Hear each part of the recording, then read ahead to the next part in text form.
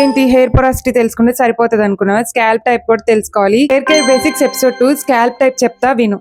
Scalp type 5 types లో ఉంటుంది. Oily, combination, normal, sensitive and dry.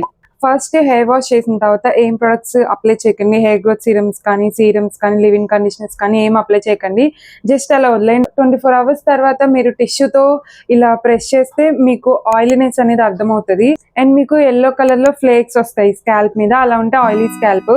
ఒకవేళ డ్రై స్కాల్ప్ అయితే మీకు స్కాల్ప్ అంతా టైట్ గా అలానే ఇచ్చిగా అనిపిస్తుంది. వైట్ ఫ్లేక్స్ ఉంటాయి డ్రై స్కాల్ప్ అయితే. అదే ఒకవేళ కాంబినేషన్ స్కాల్ప్ అయితే కొంచెం గ్రీజీగా షైనీగా అనిపిస్తుంది. బట్ ఎండ్స్ మాత్రం బాగా డ్రైగా ఉంటాయి. సెన్సిటివ్ స్కాల్ప్ అయితే మీ స్కాల్ప్ అనేది ఇరిటేటెడ్ గా, రెడ్ గా, ఇచ్చిగా, అప్పుడప్పుడు కొంచెం బర్నింగ్ సెన్సేషన్ ఫీల్ వస్తుంది. అలా ఉంటే సెన్సిటివ్ స్కాల్ప్ అయినట్టు. అదే నార్మల్ స్కాల్ప్ అయితే స్కాల్ప్ బ్యాలెన్స్డ్ గా ఉంటుంది. ఒక 4 days hair wash, 5 days hair wash చేయకపోయినా మీకు గ్రీజీగా ఉండదు, ఫ్లేక్స్ రావు, డ్రైగా ఉండదు. అలా ఉంటే నార్మల్ స్కాల్ప్. స్కాల్ప్ టైప్ అనేది చాలా కండిషన్స్ మీద డిపెండ్ అయి ఉంటుంది.